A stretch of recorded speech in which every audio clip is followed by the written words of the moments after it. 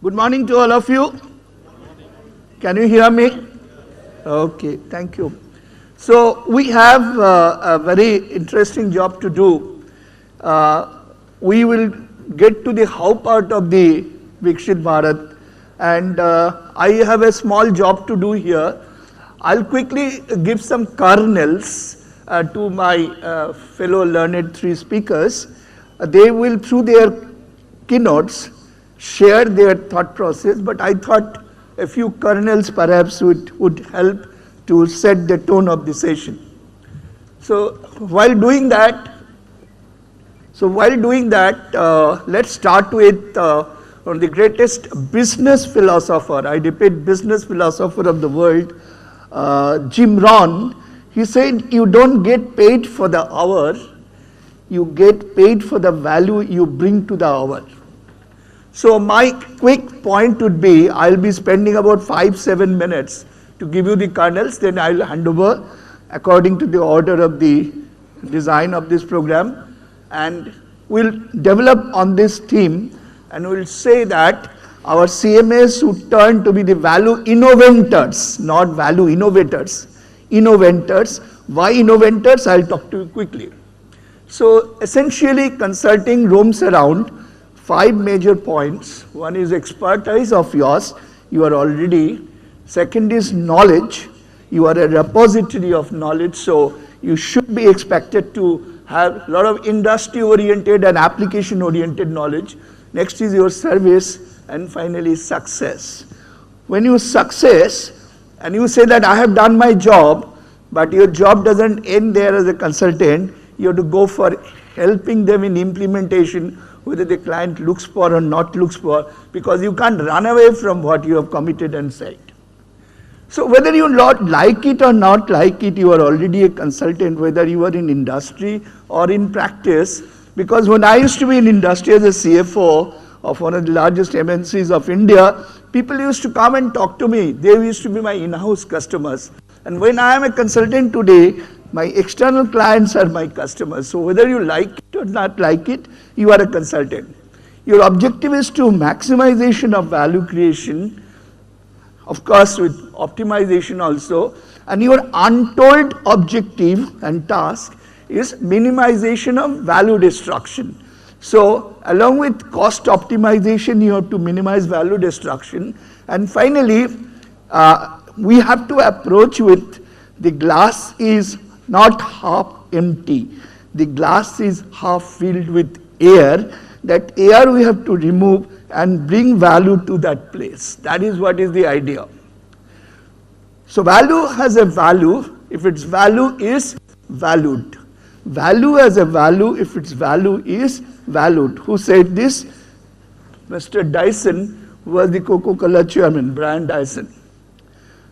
And you are truly here. He says that pre-assess impacts of seeds in the womb of time. We, cost accountants, should not be reactive. There is a regulation, there is a law. We go to the authorities and say, we should be there as one of the contributors to the process. No, we should be preempting and proactively talking about what should come in the process of country's value creation, and then proactively say, this is the role I want to play, instead of approaching them after the event is happened. So, pre-assess the impacts of seeds in the womb of time. Value बढ़ेगा तो India भी विकसित भारत बनेगा. Value बढ़ेगा तो India भी विकसित भारत बनेगा. So, coming to the next kernel, there is a concept in the consulting world called bow-tie approach. And I have taken a very simple point here, that is the production. And in this bow-tie approach, you have a operation. I am taking your production as an operation. You have your departmental functions. And one of the value destructor is maintenance, other than preventive maintenance.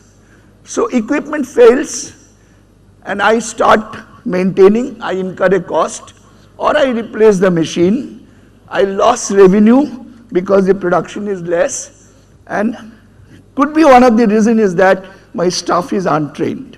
So when you take a bow-tie approach, you have to do a congruence between two sides of your collar, and at the center point, there has to be organization's super objective, that is the value creation, and the kernel here is equipment breakdown should not happen. What we should do for not breakdown happening instead of repairing the asset. So while we have to do this, we have to keep in mind that organizational goal congruence is important. At times, departmental goals and organizational goals conflict to each other, and that's how your collar gets loosed out. It should not happen. So here, the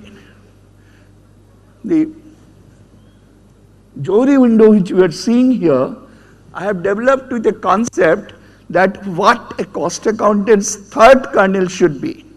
The third kernel should look like this. So on top is other professionals for you, say engineer, and for the customer is competitor, and now consultant is you or your customer. So we'll be doing a study of known and unknown. If the other professionals know something, or your customer knows something and you also know and your customer also know, then it's a public knowledge. If other professionals know and you as a consultant or your client doesn't know, it's your blindness. If the other professionals do not know, but you as a consultant and your customer as a company knows, then that is unique strength. But let's not stop here, because there are a lot of erasers in the world. Your unique strength will never remain as a unique strength, it will go away. So unique strength, by the time it goes, you move to the area which is called unexplored. What is unexplored? What you don't know, your client doesn't know, the competitor doesn't know, and your client's other value stakeholders also do not know. So job of a CMA is to come here to this unexplored area, and that is where the whole consulting lies, and digital transformation, particularly in the MSME sector, is still not happening across the world. So what is your unique strength should be is here. Can you just quickly move on to my chair? Sorry to unseat you. Look at this. All of you know what is rewrite, vision and mission, 4P sustainability. Yesterday Dr. Gupta was talking about 3P, profit or bottom line. I call it 4P sustainability, and the fourth P is product. RPM. We have to move from enterprise risk management, that ERM modeling, to REPM modeling. I do not know whether you are aware of what is REPM. It's called Risk Enabled Performance Management. Risk Enabled Performance Management, and for that technology will help you. And finally ESG, of course we have talked a lot, and change management.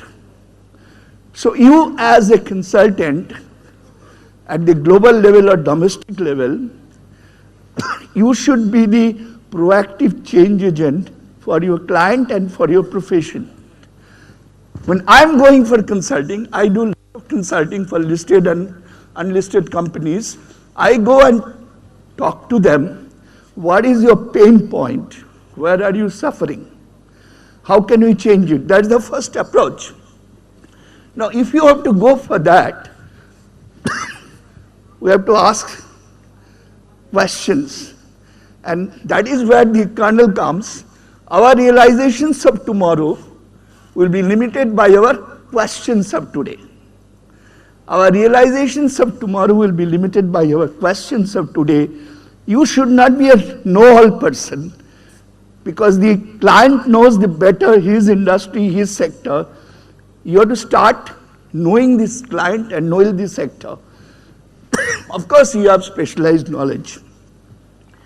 Then I take help of another kernel, This I have developed from Gita. I have read the book of Ramakrishna Mission Sannyasi, and he says that any consulting activity should be done with Sarvang Rilidham Brahma. That means the ultimate beneficiary of your consulting activity should be people in general, through your customer, right? And if that has to be so, I have taken here society and I have taken here you as a consultant or me as a consultant, and I am talking about benefit.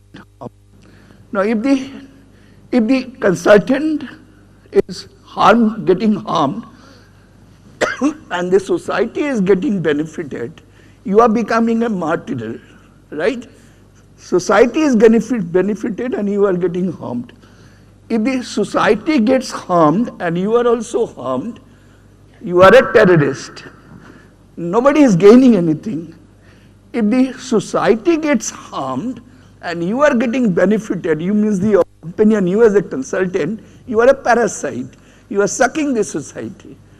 So, parasite cannot stay there for long. Terrorist will be killed and martyr will bleed to death. Then what is your approach? Win-win approach. So society has to benefit through your client company and we have to benefit as CMAs and consultant. That is to be done. Then what is our kernel?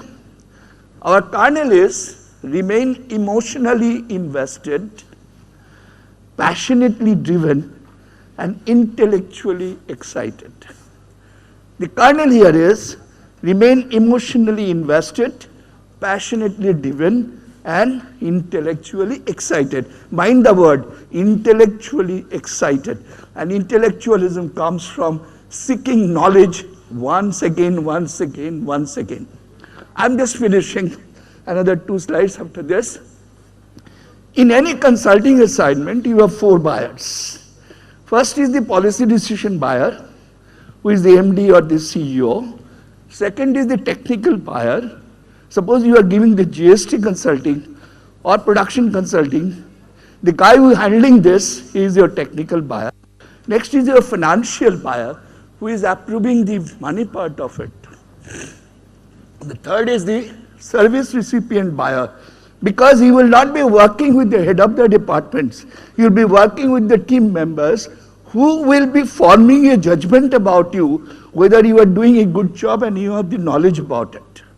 So when I go for my own consulting, I have finished a consulting in South India in Kerala, I have met with the lowest person on the ground who is doing the job. That is what is your starting point. And my next kernel in this slide is that never ever charge consulting fee. You will say, Dr. Basu, you are a stupid fellow. मेरे पेट में दाना पानी कैसे आएगा if I don't charge consulting fee? You are damn stupid. But my request to you, have a share of the value you create for the client. Say, this is the value I'll be creating, and I'm looking for this percentage of the value of the creating. If I value less, create less value, I'll charge less to you. I accept that I couldn't create. So your skin in the game and your passion and sympathy, empathy, compassion is with the job. Okay? So at times you'll be ready to accept sweat equity instead of cash. I provided 3 years consulting a Bangalore-based firm with equity shares. It's a startup. Particularly 4th generation entrepreneurs, they love to give you sweat equity instead of cash, particularly startups. So today is an era of digital transformation. So all of you are in industry now. I was in 34 years in industry. Today in the digital world, if you are going for consulting, this is what I spoke in 2018 in World Blockchain Summit Moscow as a summit chair, and I repeat the same thing for you. Technology doesn't have passion, morality, ethics, compassion, emotional intelligence, and value generation skills. Technology doesn't have passion, morality, ethics, compassion, emotional intelligence, and value generation skills, but technologists, managers, and consultants have those. So your task of the trio is to collaborate in search of excellence. So empathy, sympathy, compassion, knowledge, equity, all these things are important in this world, because the value generation skills come from not only knowledge, but also your compassion, your empathy, your sympathy, your morality, your ethics. And my last slide, and this is again I talked about in Moscow, what these three people from industry will look for. In today's world, when digital technologies are taking over, not only the consulting world, but also the doing world, that is the industry and service providers.